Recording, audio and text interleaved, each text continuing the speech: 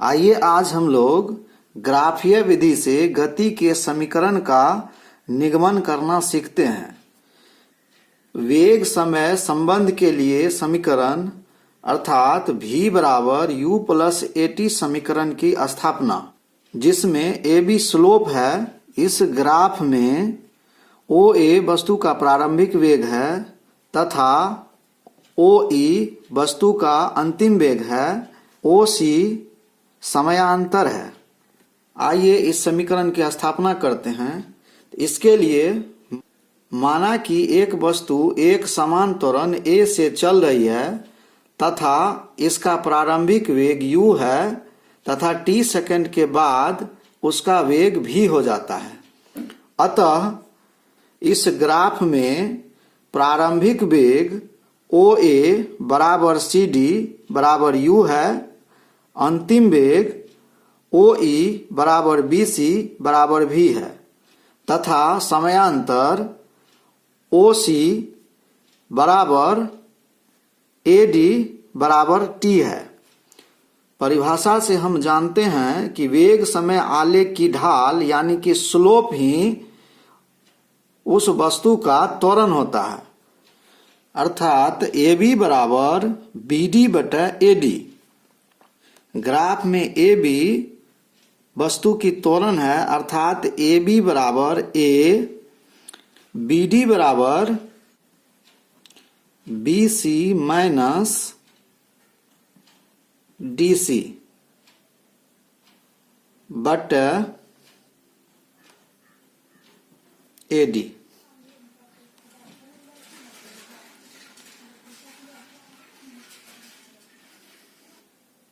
Graph में हमको BC बराबर V दिया हुआ है तथा DC बराबर U दिया हुआ है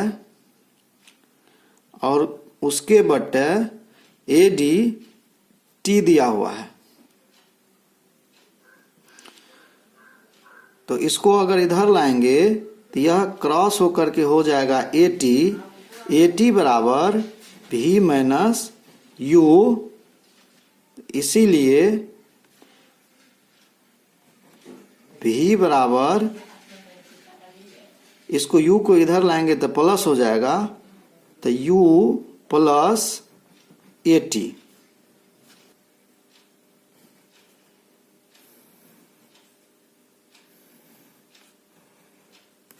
इस तरह से वेग समय संबंध के लिए समीकरण V बराबर U प्लस AT की स्थापना हो जाती है।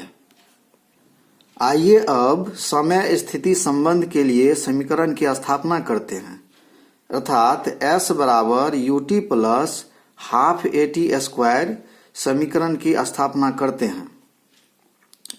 तो इसके लिए हमने एक ग्राफ लिया है जिस पर प्रारंभिक वेग u माना तथा t समयांतर के बाद उसका अंतिम वेग v हो जाता है।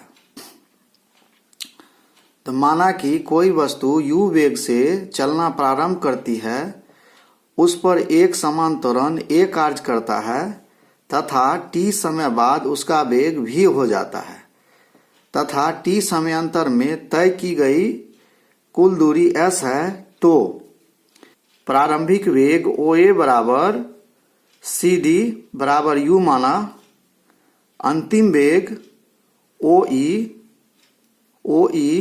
बराबर CB बराबर v माना, समयांतर OC बराबर AD बराबर t माना।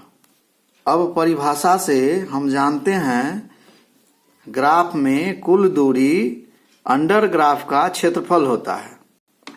तो इस तरह से इस अंडर ग्राफ का हम क्षेत्रफल ज्ञात करेंगे, अर्थात OA BC का क्षेत्रफल ज्ञात करेंगे। OA BC में दो रचना आपको नजर आ रही होगी, एक आयत की और साथ ही एक त्रिभुज की। तो इस तरह से OA BC का क्षेत्रफल हो जाएगा आयत OADC का क्षेत्रफल प्लस त्रिभुज एबीडी का क्षेत्रफल। आयत ओएडीसी का क्षेत्रफल होगा लंबाई गुना चौड़ाई, अर्थात इसकी लंबाई हो जाएगी ओसी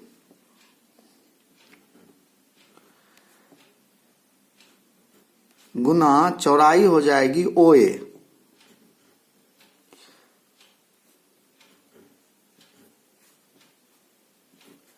प्लस त्रिभुज का क्षेत्रफल हो जाएगा 1/2 गुना आधार, आधार यानी कि ओसी गुना बीडी यानी कि ऊंचाई।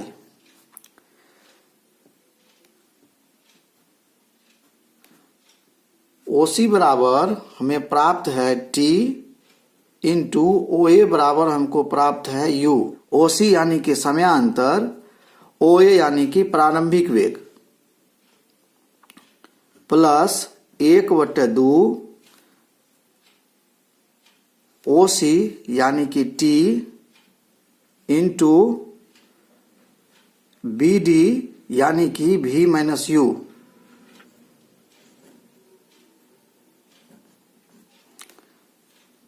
इस तरह से u और t को गुना करेंगे तो यह ut हो जाएगा, प्लस 1/2 इंटू टी, और हम जानते हैं कि v माइनस u बराबर at होता है। तो यहाँ v माइनस u के जगह पर हम at को लिखेंगे।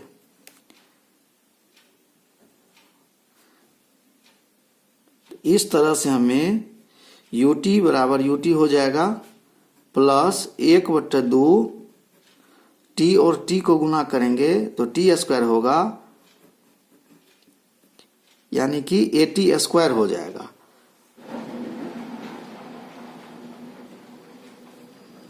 इस तरह से हम देखते हैं कि s बराबर हमें ut plus half at square प्राप्त हो जाता है।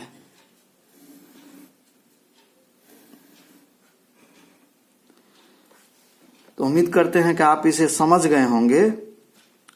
आइए अब वेग स्थिति संबंध के लिए समीकरण की स्थापना करते हैं, अर्थात v square minus you square बराबर 2s समीकरण की स्थापना करते हैं। इसको स्थापित करने के लिए हमने यह एक ग्राफ लिया है।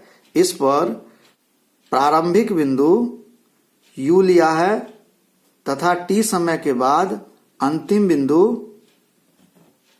v लिया है। तो माना कि किसी वस्तु का प्रारंभिक वेग u है, उस पर एक समान त्वरण a कार्यरत है, t समयांतर बाद वस्तु का वेग v हो जाता है तथा t समय में तय की गई कुल दूरी s है। तो वेग समय आलेख में, इस आलेख में प्रारंभिक वेग u बराबर OA बराबर CD, अंतिम वेग v बराबर OE बराबर CB, समयांतर t बराबर OC बराबर AD। तब t समय में तय की गई दूरी s बराबर समलंब OABC का क्षेत्रफल।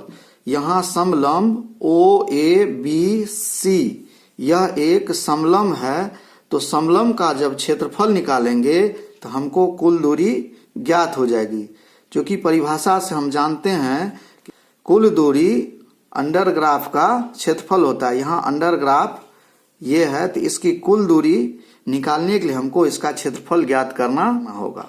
तो आइए इसका क्षेत्रफल ज्ञात करते हैं। समलंब का क्षेत्रफल होता है 1/2 गुना समांतर भुजाओं का योग। तो यहाँ समांतर भुजा, यह दोनों भुजा समांतर भुजा है, तो इस दोनों भुजा को जोड़ लेंगे, यानी कि OA प्लस BC गुना ऊंचाई, यहाँ ऊंचाई इसका ये हो जाएगा OC या AD। तो हम कोई एक लिख सकते हैं। तो समलंब OABC का क्षेत्रफल हो जाएगा 1/2 गुना समांतर भुजाओं का योग यानी कि OA प्लस BC गुना ऊंचाई OC। तो हमको प्राप्त है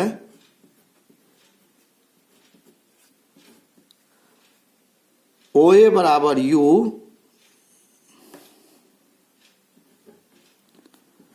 प्लस BC बराबर V गुना OC बराबर T।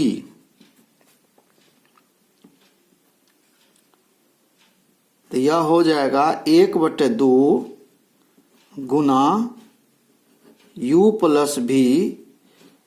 अब यहाँ आपको T को बदलना होगा। तो हम जानते हैं कि A बराबर V माइनस U बटे T होता है। तो T को अगर दूसरे पक्ष में गुना करेंगे तो यह हो जाएगा AT बराबर V माइनस U। तो T बराबर हो जाएगा, A इधर आकर के भागा हो जाएगा, तो V माइनस U बटे A। तो हम इस T के जगह पर इस मान को रख देंगे, यानी कि T बराबर V माइनस U बटे A। आगे इसका कैलकुलेशन करते हैं। तो यह हो जाएगा 1/2 गुना V plus U into V minus U बटे A।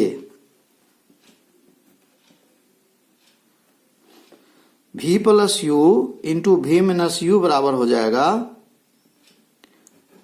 V square minus U square बटे A। इसको हम लिख सकते हैं इस तरह से, V square minus U square बटे 2A में गुना हो जाएगा, यह हो जाएगा 2A। अतः S बराबर V square minus U square बटे 2A हो जाएगा। 2 को दूसरे पक्ष में गुना करेंगे तो यह हो जाएगा 2AS बराबर V square minus U square. इस तरह से हमें वेग स्थिति संबंध के लिए समीकरण प्राप्त हो जाता है। तो लिखेंगे, इसलिए V square minus U square बराबर 2AS। अतः आप समझ गए होंगे कि वेग स्थिति समीकरण को कैसे प्राप्त किया जाता है। तो आज के वीडियो के लिए बस इतना ही। वीडियो अंतिम तक देखने के लिए धन्यवाद।